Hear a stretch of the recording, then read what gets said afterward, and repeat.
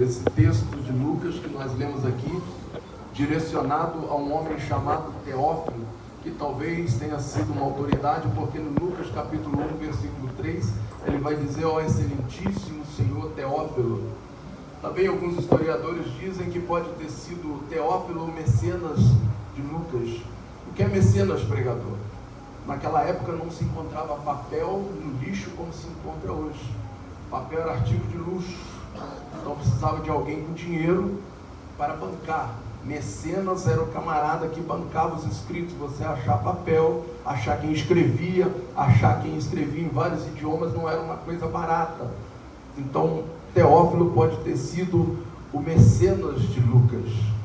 O texto que nós lemos está no Novo Testamento, e o Novo Testamento ele foi escrito no período helenístico, totalmente influenciado pelos costumes gregos. Quando eu montava essa história, eu pesquisava um autor chamado Gilmore, e ele faz uma comparação do texto que nós lemos com o costume grego.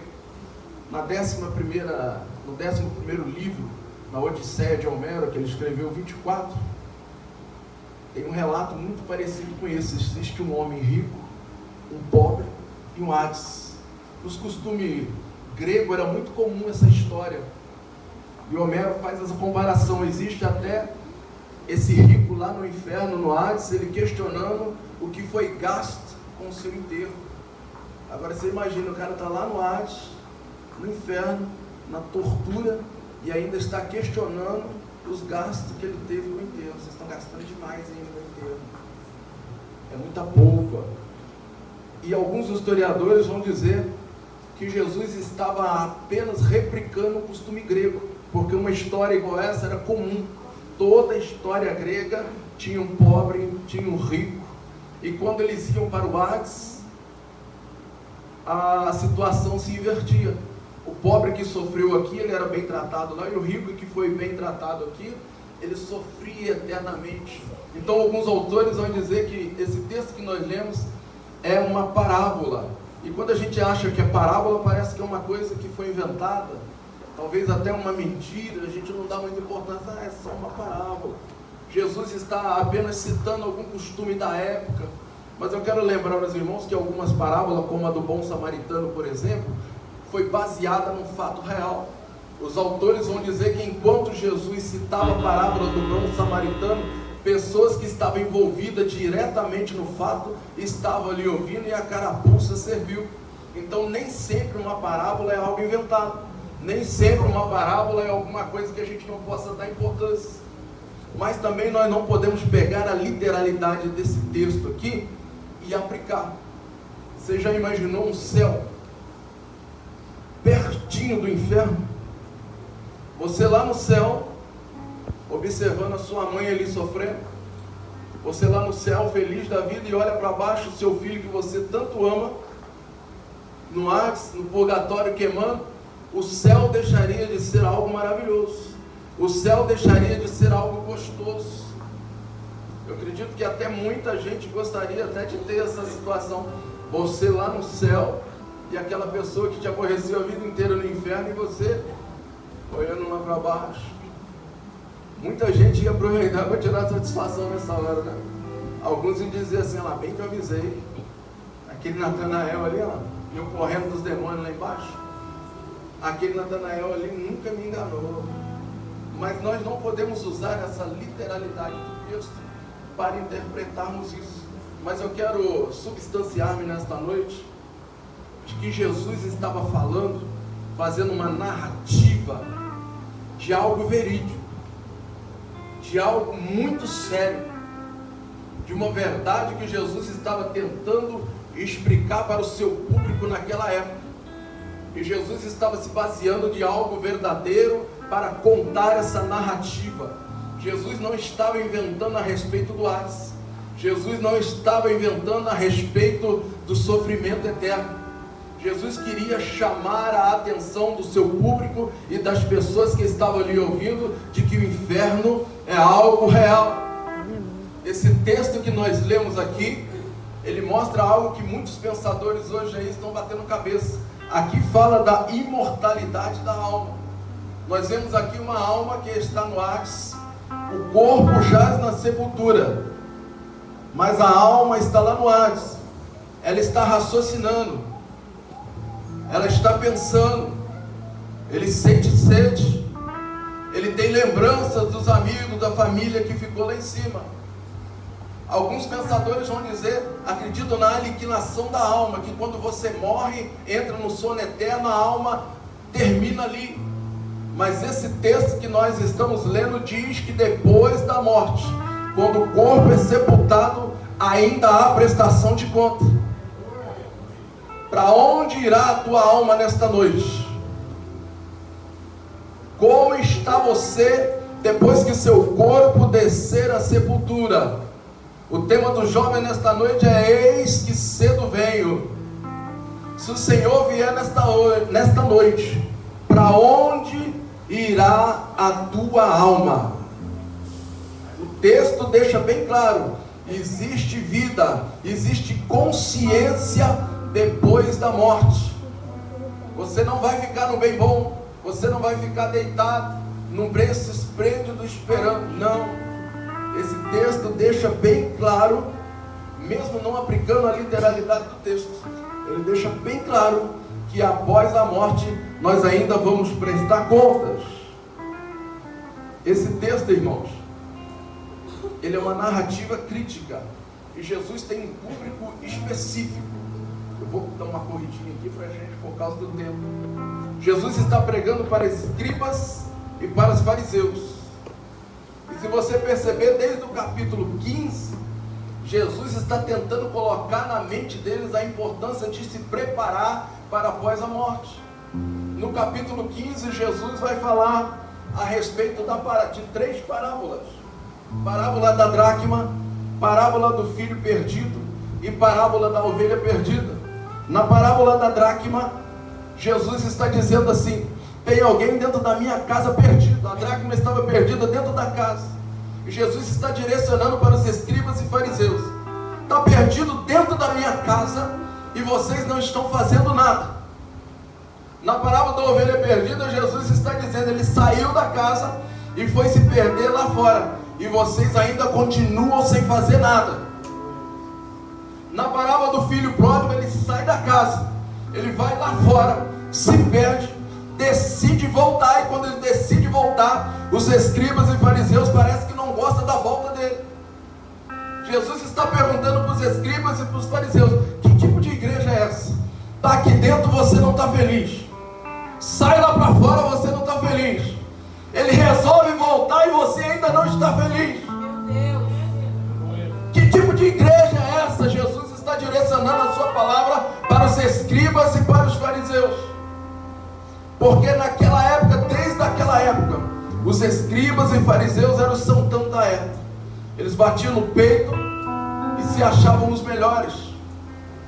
Eles diziam em alta voz, quando faziam oração no meio da rua: Senhor, graça nós te damos, porque não pecamos, porque não adulteramos, não somos como esses. Principalmente, Senhor, te dou graça porque eu não sou igual a esses publicanos. Eles tinham ódio de pobre, eles tinham nojo de pobre, e eles gritavam em alta voz, porque na mentalidade dos escribas e dos fariseus, por eles serem obedientes à palavra, Deus os recompensava com riqueza. Eles criaram tipo um partido político, cercavam as pessoas na rua doutrinando, cercavam as pessoas na rua tentando ensinar a Bíblia, e quando passava um pobre ou um publicano, eles achavam que aquele cara estava em pecado porque era pobre. E na mentalidade dele, a riqueza deles era porque eles eram obedientes à palavra. Nós somos obedientes, nós somos santos, e por causa disso Deus tem nos abençoado. E aí no capítulo 15, Jesus continua ainda no capítulo 15 batendo. Jesus está lá dentro agora no capítulo 15 pregando para os publicanos e para os pobres.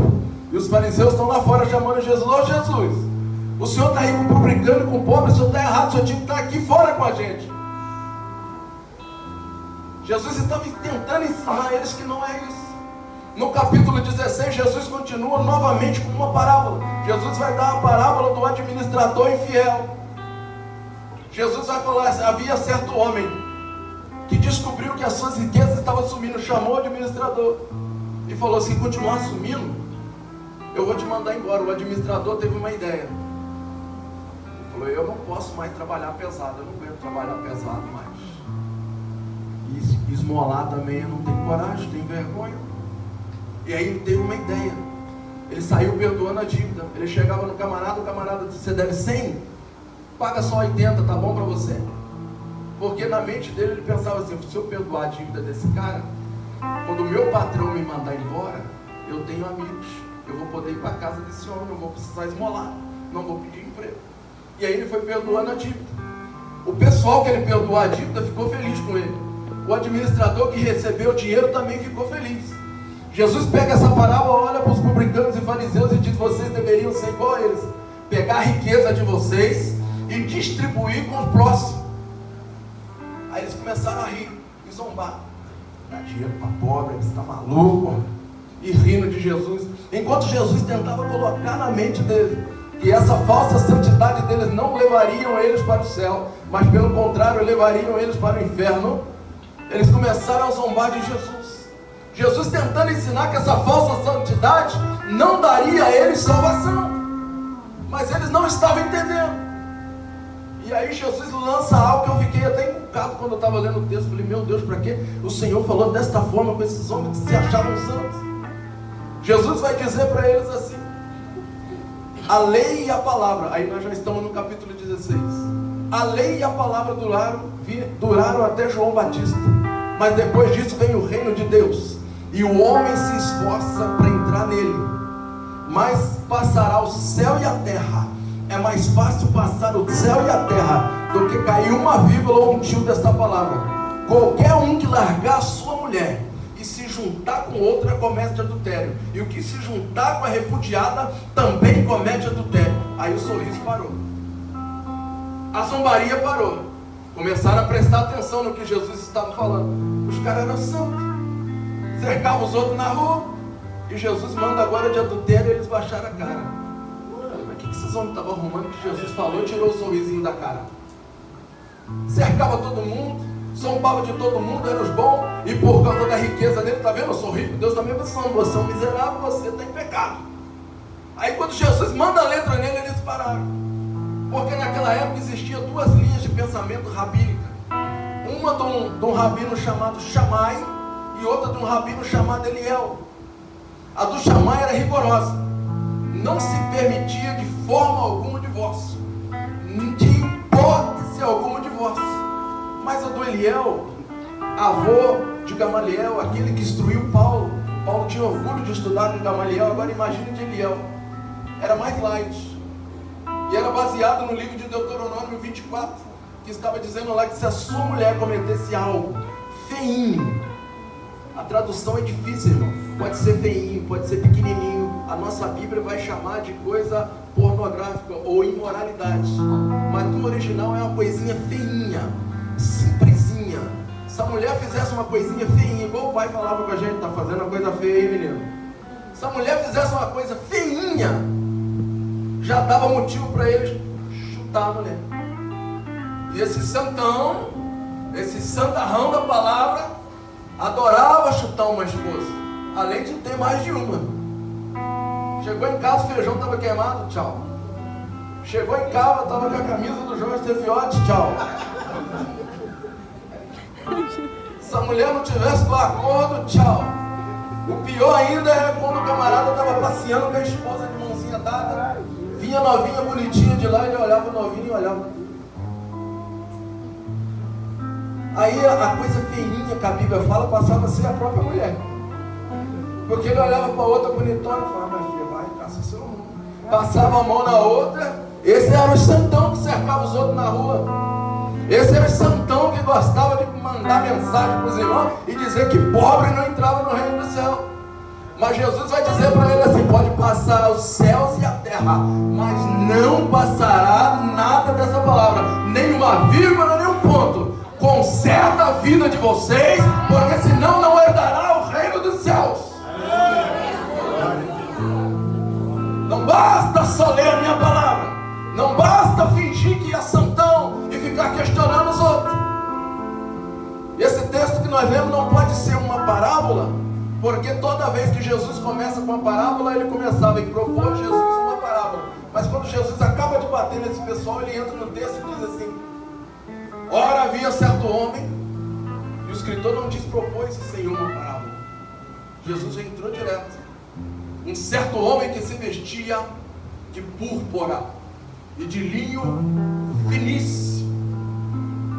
Jesus ainda está batendo no santão. Parou o sorriso. Já viram que a casa caiu, que não tinha salvação só para quem finge que lê a palavra? Eis que cedo veio. Não basta só fingir. Como é que você vai enganar Jesus? Eu posso enganar o homem, eu posso enganar o pastor. Aí esse homem que Jesus cita aqui na parábola, ele se vestia de púrpura, que era roupa só de imperador. Somente o imperador podia vestir púrpura. E a Bíblia vai mais além, vai dando detalhe. Ele se cobria de linho finíssimo. O linho finíssimo só o sacerdote podia usar. O linho finíssimo. Púrpura e linho finíssimo. No original, se você for traduzir linho finíssimo, é leocon cataron. Justiça, pureza e santidade. Esse homem se vestia de justiça, pureza e de santidade. E mesmo assim Jesus disse que ele foi para o Hades. Ele se vestia, mas ele não praticava. Ele se vestia de pureza, justiça e santidade. Para todo mundo era uma perfeição. Eu até pediria para ele botar a mão na minha cabeça e orar. Ora aqui, vaso. Justiça, pureza e perfeição. Dá um brado de glória na minha cabeça. Passa essa unção para mim. Ainda mais que é rico. Quem não quer uma unção do rico? Passa essa unção para mim, vaso. Aí vai você e ele pro Hades. Lá embaixo os dois clamando. Faz uma dupla sertaneja lá embaixo. E aí Jesus chama a atenção. Porque não basta ter só esse requisito. Precisava ter intimidade. Isso significa que aquele homem era religioso, mas não tinha compromisso nenhum com Deus da salvação. Ele tinha compromisso com a aparência, com o homem. A Bíblia diz que Lázaro se humilhava no portão da casa dele para comer as migalhas. As migalhas parece que é aquele farelinho limpinho do pão que a gente cai e a gente come. Quando está na casa da gente, a esposa já passou, a vassoura está limpinho. Se não cair com a manteiga para baixo, a gente até pega, né? Mas não é esse. O costume judaico vai dizer que tinha uma massa de pão mole, um pouco mais macia do que o pão, e colocava do lado assim, quando você estava alimentando, não tinha guardanapo, a água era artigo de luxo. O camarada pegava aquela massa, passava na boca engordurada, limpava aquela gordura que sobrou, passava entre os dedos, limpava aquela sujeira, fazia uma massa e jogava fora. Lázaro estava desesperado para comer isso. Isso era a migalha que sobrava. Aquele homem se vestia de justiça, de pureza e de santidade. Mas Jesus colocou uma única prova na vida desse homem. Colocou um mendigo miserável lá no portão da casa dele. Vamos ver o que ele faz com essa prova. Ele entrava e saía e ignorava. Vestido de justiça, de pureza e de santidade. Jesus colocou uma única provinha nele. Vamos ver se você está apto para entrar no reino dos céus. Eis que cedo vem, muita gente vai ser pego de surpresa. Muita gente que bateu no peito, não, eu tenho justiça, eu tenho pureza, eu tenho santidade, mas vai ficar por isso aqui. Tem detalhe que Jesus colocou na sua vida para te provar, para te testar, para ver até onde vai a sua justiça, a tua pureza e a tua santidade. Nunca se importou com aquele rapaz, nunca ligou para o que estava acontecendo com aquele rapaz. Não adiantou nada, justiça, pureza e santidade. Esse texto que nós lemos aqui, ele é tão complexo de pregar porque ele é base para muitas doutrinas hoje. Muitas doutrinas, muitas igrejas faziam a sua doutrina dentro desse texto que nós pregamos. Os budistas, por exemplo, se baseiam nesse texto. E eles têm, por exemplo, 18 tipos de inferno. 8 quente, 8 frio e 2 mais ou menos. Tem inferno para tudo que é jeito. Se você quiser ir para o quente, você vai. Se você quiser ir para o frio, você vai. Se você quiser ir no inferno mais light, você vai para o inferno mais light. Os budistas têm inferno para todo mundo. Cabe todo mundo lá embaixo no inferno budista. O catolicismo vai pior ainda. E o catolicismo, baseado nesse texto, o catolicismo inventou um negócio de purgatório. Que aí você vai para o purgatório, purga os seus pecados lá e depois você sobe para o seio de Abraão. E aí, se isso for verdade, nós vamos limitar Satanás a apenas um guia turístico lá embaixo, que não vai ter mais função nenhuma. Ô irmão Ricardo, o senhor veio aqui para o inferno hoje, que maravilha, seja bem-vindo. Eu sou o Satanás, recebe o Ricardo lá de Lisboa, Curitiba. Sou o Satanás, quero guiar o senhor nesse período que o senhor vai passar aqui. O senhor vai passar um período curto de tempo. Nesse lado aqui nós temos o caldeirão do Hulk. O senhor pode pular aqui dentro e ficar queimando nas águas quentes daqui, águas termais. Do outro lado, se o senhor for meio gourmet, nós temos aqui um caminhão de brasa ardente ali. A chama arde constantemente. O senhor fica à vontade, irmão Ricardo. O diabo vai fazer só isso. Se caso não tiver do céu, tenta, irmão Ricardo. O senhor pode gritar o meu nome aqui: Satanás! Eu apareço rapidamente porque eu não tenho nada para fazer. Daqui a pouco o senhor vai para o céu. As religiões estão baseando nesse texto, inventando moda. O espiritismo também se baseia nesse texto. Os espíritas vão dizer que a gente vai se renovando. Que Jesus é um espírito de luz iluminado. Ele foi renovando. A palavra fugiu, não é renovando. Ele foi se reencarnando, se tornou um espírito de luz. Quer dizer que eu sou a melhor parte dessa reencarnação. Os outros eram pior que eu. Eu sou o melhor de mim mesmo. Você já imaginou os outros para trás? Que desgraça que era? Imagina. Essas doutrinas é uma benção. Você é o melhor de você, meu irmão. Imagina as irmãs para trás. As coitadas há 20 anos atrás. Há 20 séculos atrás. Essas doutrinas vão se baseando nesse texto. Os gregos aqui, do período que nós escrevemos, tem também aqui a sua cultura. Segundo eles, quando você morria, você ia para o Hades, igual o texto que nós lemos. Aí se o parente lembrasse, botava uma moedinha na sua boca. Quando você chegava lá, dava de cara com uma caveira de 3 metros com um barco, e ela ia atravessar você do Hades lá para o seio de Abraão. Só que lá não chama seio de Abraão, chama paraíso. Aí se desse sorte do parente não lembrar, você estava enrolado. Na hora que você tirar a moedinha da boca para pagar o corante, cadê a moeda? O cara, não vai não, meu filho, aquilo é falcão, não. Aí se ele olhar para trás, tinha, segundo a mitologia grega, tinha um cachorro de 3 cabeças, de 10 metros de altura. Ou era caveira, se o cara lembrasse da moedinha, ou cachorro de 3 metros chamado Cébero. Essa era a mitologia grega. Tudo isso baseado nesse texto que nós lemos aqui. Dá pano para muita manga. Dá história para mais de dias aqui. Mas o que nos chama a atenção é que toda essa mitologia, todos esses textos, eles falam de um lugar ruim e de um lugar bom. Todos eles têm um lugar bom. Por mais que essas religiões estejam certas ou estejam erradas, eu e você, nós estamos preparando para ir para o céu. Quem está se preparando para um purgatório, para o Hades, para sei lá o que, pode dar ruim, mas nós já estamos nos preparando para ir morar com o Senhor Jesus. Se ela estiver errada, nós vamos morar com Jesus. Se ele estiver certo, nós vamos morar com Jesus da mesma forma. Eis que cedo venho. Quantos estão preparados aqui para ir morar com o Senhor Jesus nesta noite? Devemos preparar a nossa vida. Irmãos, de Gênesis até Apocalipse, eu já vou encerrar. De Gênesis até a morte de Jesus na cruz, não até Apocalipse, mas até a morte de Jesus na cruz.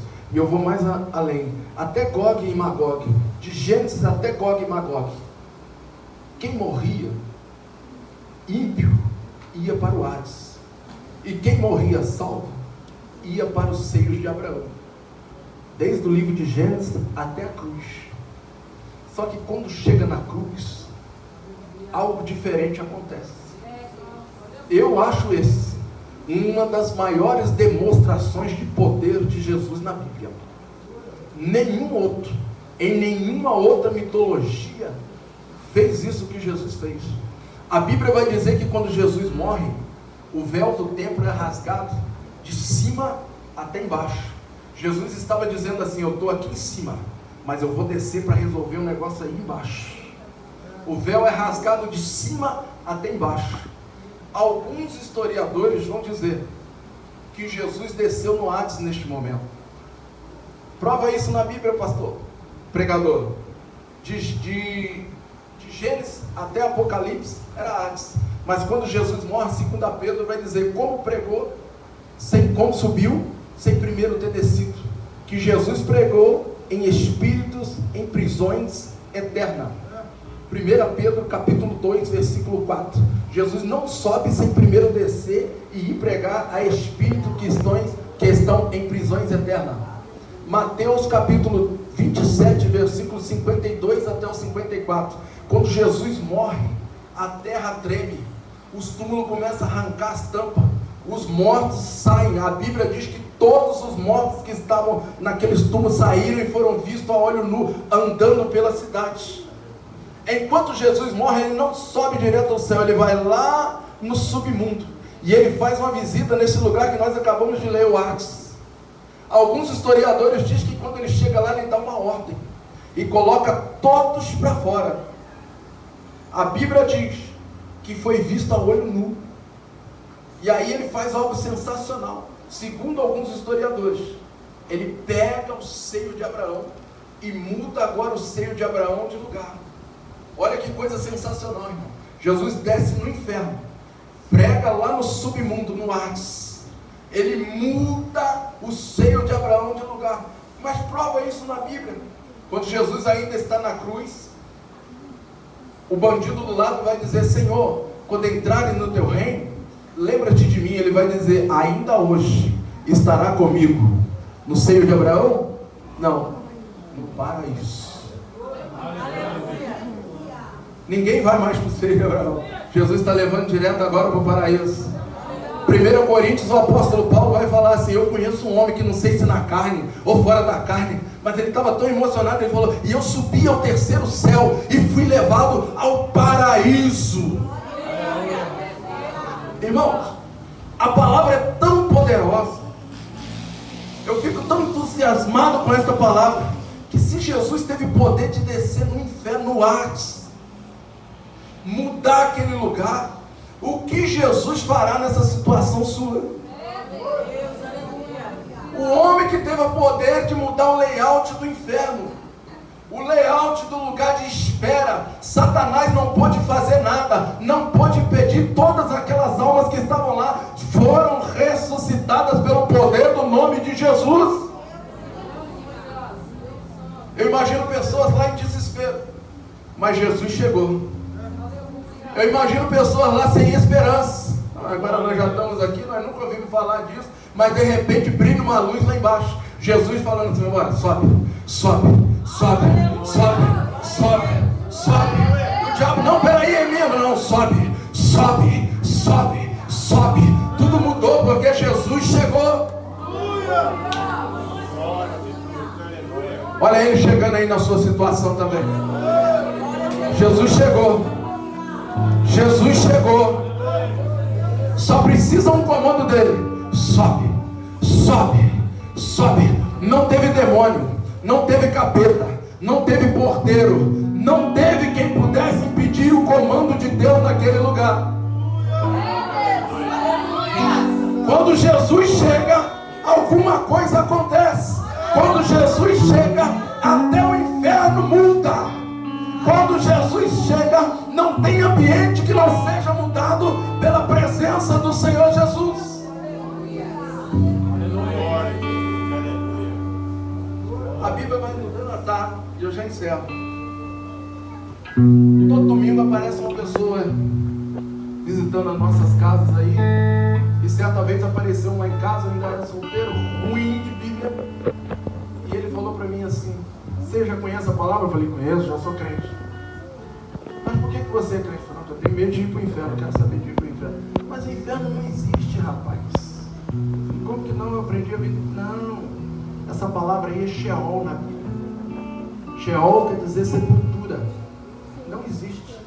E eu, ruim de Bíblia, acreditei no camarada. Quase que eu fui para lá por causa dele. Não conhecia a Bíblia. E pior que ele falou a verdade. Sheol significa sepultura.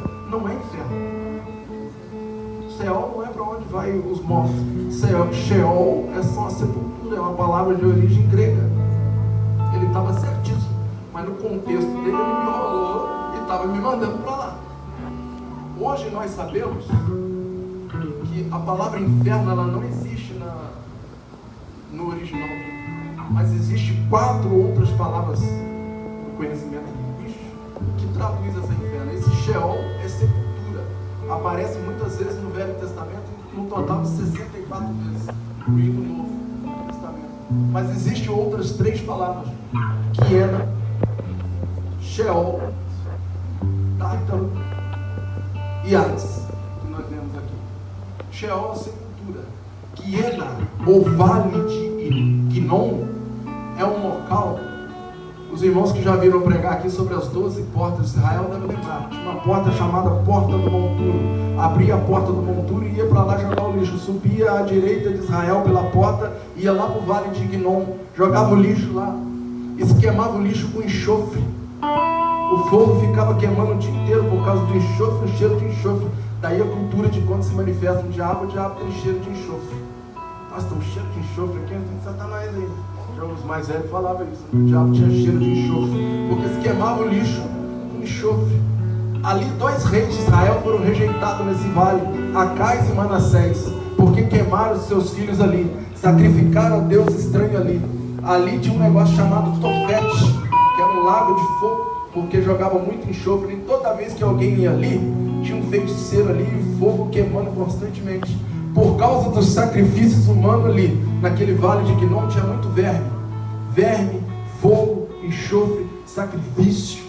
Essa é uma definição também de inferno. Pode ser considerado, você não vai achar Sheol, mas você vai achar Quiena. Você vai achar Hades. Hades é o que nós lemos aqui, é o local secundário. E lá no 2 Pedro 2, versículo 4, você vai achar uma palavra chamada Tártaro. Só aparece nesse texto no Novo Testamento, em lugar nenhum mais da Bíblia.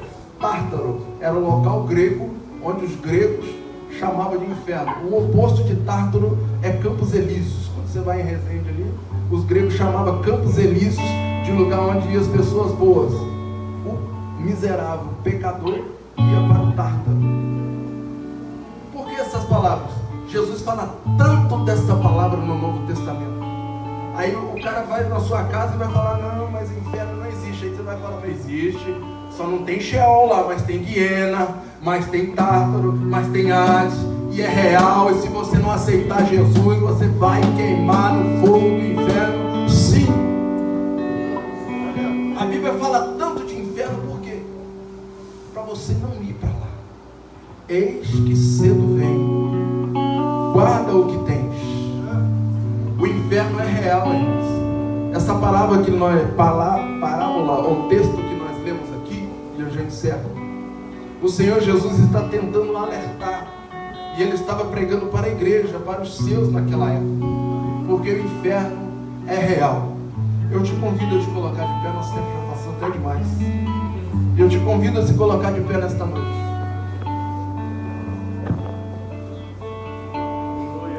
O inferno é real. E o Senhor Jesus, Ele quer que você busque intimidade com Ele, para que você não queime no lago de fogo, para que você não vá para o inferno e não perca a tua salvação em Cristo Jesus.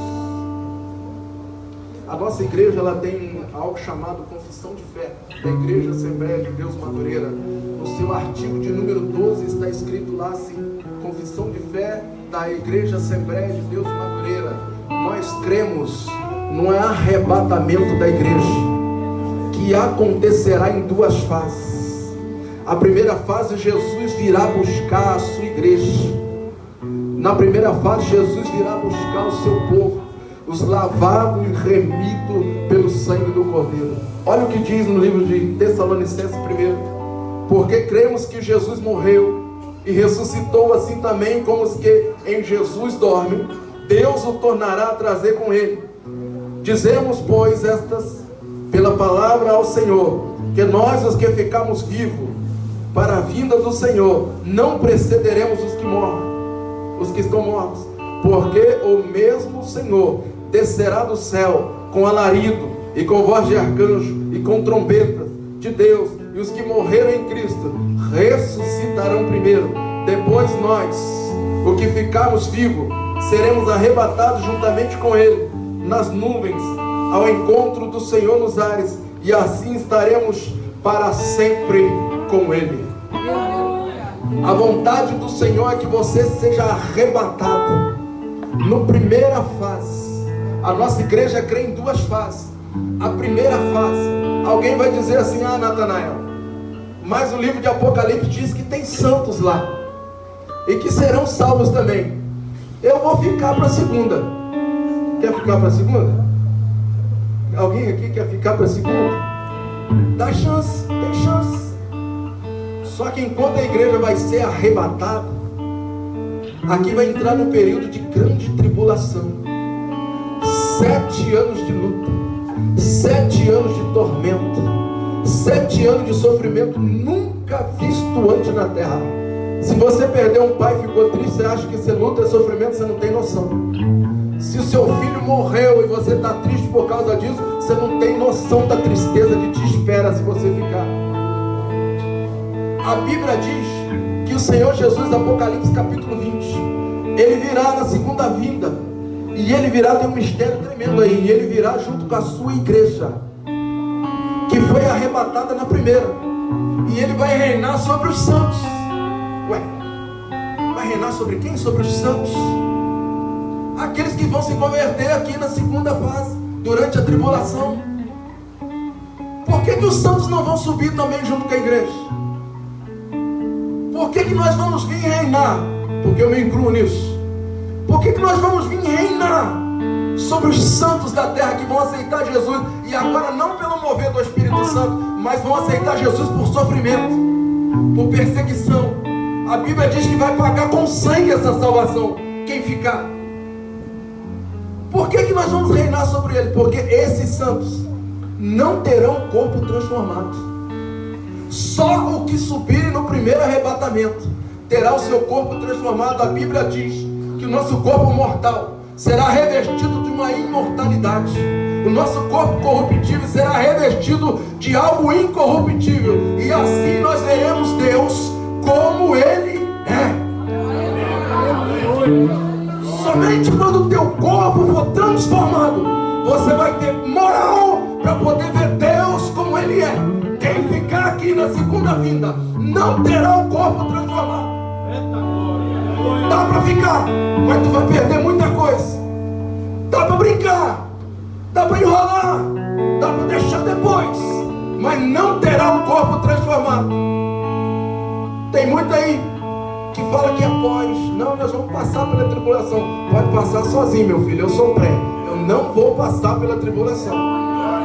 Passa aí dando glória a Deus, faz sua festa na tribulação, fica à vontade, eu vou estar lá em cima na glória com o meu corpo transformado. A igreja será arrebatada na primeira fase, vai estar lá em cima nas bordas do cordeiro, recebendo coroa, pedrinha na coroa, enquanto a igreja, enquanto a terra estará afundando numa grande tribulação, num tormento nunca visto antes. Alguns especialistas estão dizendo que se for feito um acordo de paz aí agora, nessa guerra de Israel, nós teremos apenas 7 anos. A coisa é muito séria. Se prepara, ó igreja, eis que cedo vem. Eu já encerro essa mensagem nesta noite. O problema do inferno não é ele ser ruim. Jesus está dando esse recado para nós nesta noite, não é para botar medo para você não ir no inferno. O maior defeito do inferno não é você sofrer. O maior defeito do inferno é que Jesus não estará lá.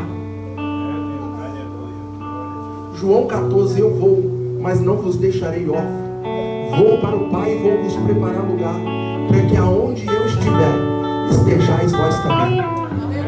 É a maior declaração de amor da Bíblia. Nem o marido faz isso por mulher.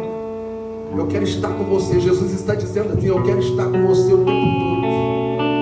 Eu quero que você esteja ao meu lado o tempo todo. Por isso, quando ele descer para reinar. Por isso, quando ele descer para reinar. Por isso, quando ele descer para reinar, nós vamos estar juntinho com ele. Depois do arrebatamento da igreja, Jesus mexe, eu mexo junto. Jesus anda para lá, vamos aqui, pastor. Eu ando junto com Jesus. Depois do arrebatamento da igreja, Jesus vem para cá, eu estou juntinho com Jesus. Depois do arrebatamento, Jesus sobe para o céu, eu subo com ele. Jesus desce para reinar, eu desço com ele. Quem vai descer com Jesus aí? Quem vai querer descer com Jesus aí? Com os teus olhos eu vou orar com você. Não vou chamar aqui na frente que nós estouramos o nosso tempo, mas vamos orar. Peça a Deus intimidade. Peça a Deus para te levar no primeiro. E se tiver alguma coisa aí dentro que ainda impede você de subir no primeiro, peça perdão a Deus nesta noite. Ele está aqui para te abençoar nesta noite. Senhor Deus e Pai, ainda em tua presença estamos, ó Deus. Obrigado por esta palavra, Senhor. E eu te peço nesta noite, Pai, passa em revista dentro desta casa aqui, meu Senhor. Olha aí a tua noiva. O nosso desejo é manifesto nesta hora. Eu quero subir com o Senhor. A tua igreja quer subir com o Senhor. Eu quero estar contigo, meu Pai. Aonde tu estiver, eu quero estar. Senhor, se não tem intimidade suficiente aqui, nos dá intimidade nesta noite. Nos dá a tua presença nesta noite. Pai, revela aquilo que precisa mudar. Tu foi até o fundo com os escribas e fariseus e mostrou para eles onde estava o erro. Vai até o fundo conosco nesta noite e mostra aquilo que às vezes nós mesmos nem sabemos, meu Pai. Senhor, no nome de Jesus, Pai, entra aí nos corações agora. Senhor, eu declaro que eu te amo, Pai. Eu declaro que eu não quero perder a tua presença. Eu declaro que eu não quero perder a comunhão contigo, Pai. E se for possível, meu Senhor, eu quero ver todos aqui do Freitas Soares lá em cima. Eu quero reconhecer cada rosto. Eu quero ver cada um. Eu quero sentar na mesa que está preparada. Eu quero ver esses nomes lá. Eu quero reconhecer e falar: oh, meus irmãos do Freitas Soares, as minhas irmãs, eles chegaram, eu cheguei. Eu quero glorificar o teu nome lá em cima, meu Deus. Senhor, coloca aí o selo, Pai. Coloca aí um sinal, Pai, de que o Senhor está conosco nesta noite. Que o mundo ainda não conseguiu nos corromper. Que o mundo ainda não conseguiu manchar as nossas vestes. E aonde tiver uma veste manchada nesta noite, Deus, pinga o teu sangue, Pai. Pinga o teu sangue, Deus. Nós não somos perfeitos, Senhor. Nós precisamos da tua correção. Nós precisamos, ó Pai, do teu auxílio, da tua mão, meu Senhor. Pai, nós te pedimos nesta hora, Pai, escreve o nosso nome no livro da vida. E não permita, meu Deus, que nada, meu Senhor, retire o teu nome do livro da vida, meu Pai. Senhor, eu te dou graça. Eu louvo o teu nome por ter nos escolhido, Pai. Entre milhões e milhares, ó Pai, tu nos escolheu, nos santificou, nos separou, meu Pai, e nos deu vida, vida em abundância, ó Pai. Muito obrigado, Senhor. É o que eu oro e te agradeço, em nome de Jesus.